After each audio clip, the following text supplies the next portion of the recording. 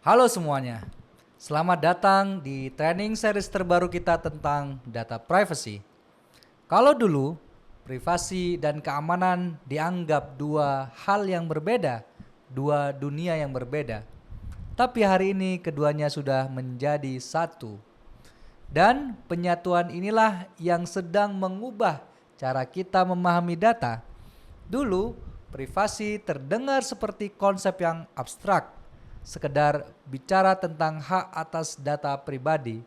Tapi sejak munculnya big data, artificial intelligence, dan machine learning, privasi berubah isu yang sangat-sangat nyata dan sangat kritis.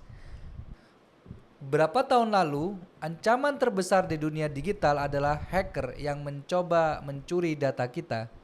Masalahnya jelas, seorang menembus sistem dan mengambil informasi.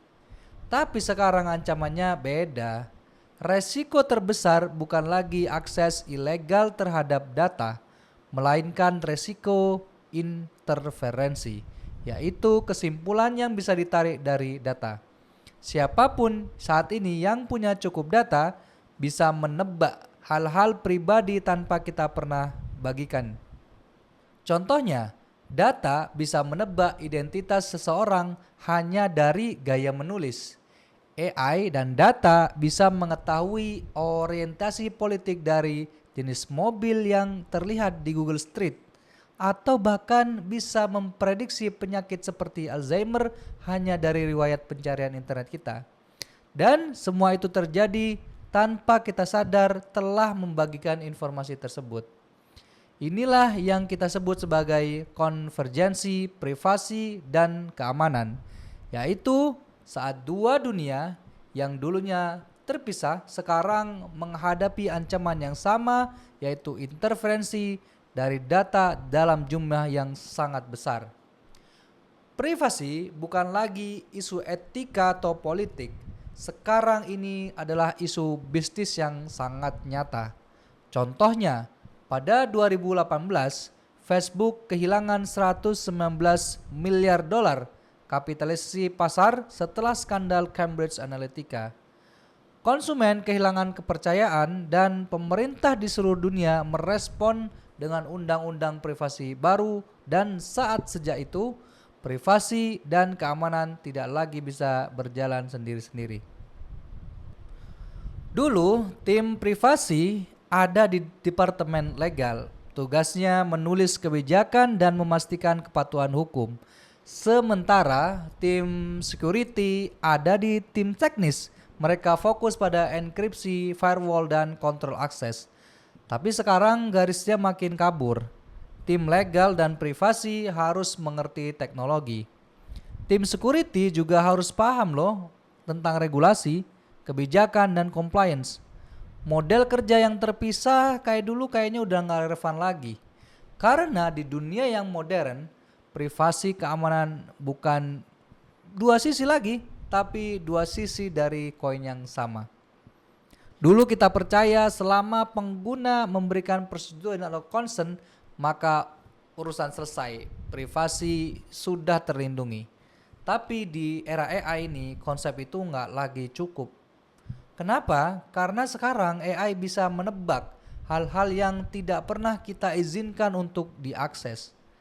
Pengguna tidak lagi tahu nilai sebenarnya dari data mereka, apa yang bisa diprediksi dari data itu, dan bahkan bagaimana data tersebut bisa disalahgunakan di masa depan. Ini resiko yang sangat-sangat bahaya.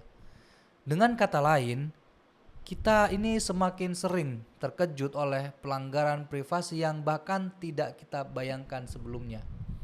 Kalau dulu istilah data breach hanya berarti data dicuri, sekarang masalahnya jauh lebih besar dan lebih mendalam.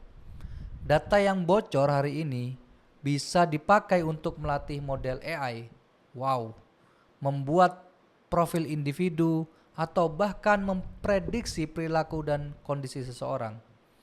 Jadi, ancaman sebenarnya bukan sekedar data yang hilang, tapi apa yang bisa dilakukan dengan data itu di masa depan.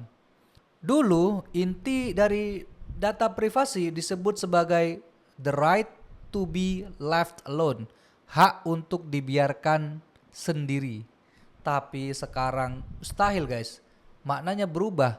Privasi adalah kemampuan untuk mengontrol data yang terus kita hasilkan setiap detik. Karena dari data inilah sistem bisa membuat dan melakukan interferensi yang bahkan kita sendiri tidak bisa prediksi.